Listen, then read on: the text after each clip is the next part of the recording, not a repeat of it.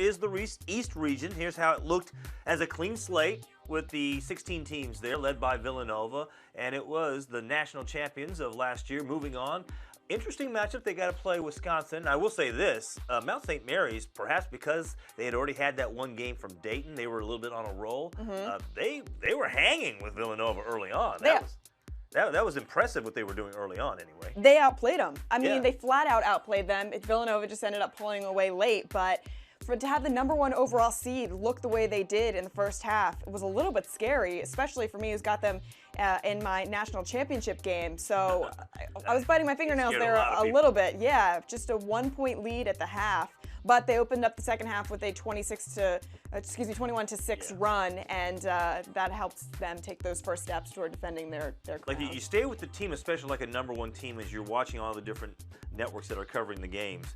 But you're like, whoa, I can't turn away from this. But as soon as that run happened, okay, I can go to the next game. Right. And we saw they play Wisconsin now out of that game coming out of Virginia Tech. So that's going to be interesting. I think it's a tougher than usual matchup for Villanova as a #1 seed in that second round to take on a team like Wisconsin. Although, and Bronson Koenig, I should say, was outstanding from outside. I still like Villanova in that one moving forward. I thought the one upset that was probably I thought there were two locks for upsets, for double-digit seed upsets over single-seeded teams. One was Middle Tennessee, and we talked about that a little bit. They moved on. Right. I thought UNC-Wilmington was going to knock off Virginia. I did too, and they actually looked strong for the majority of the game, but it obviously just didn't end up happening. Virginia, though, Tony Bennett there, we know how good of a coach he is, and he's got a really strong crew. We'd been talking about them earlier in the season. They just faltered a little bit later on as the season went on. So I think they're finally maybe starting to regain a little bit of their mojo in the tournament here.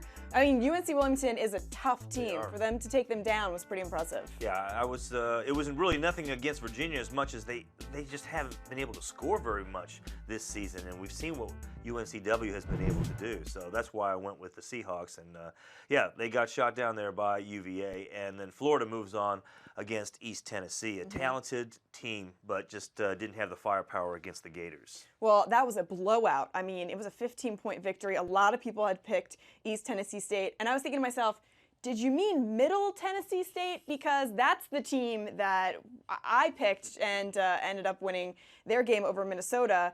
It was an upset, and to me, that Middle Tennessee State team has an incredible roster. But in terms of Florida, now they have an interesting matchup against UVA, and I don't think Florida's going to have any trouble with Virginia. Oh, really? No, I don't. Oh, I think Florida looked really good like last Virginia night. right now. I think, really? I think, yeah, now that I see this matchup, and I picked neither one correctly here, I think I'm going to go with UVA. So what do I know? But I'm going to go with Virginia over the Gators. Okay.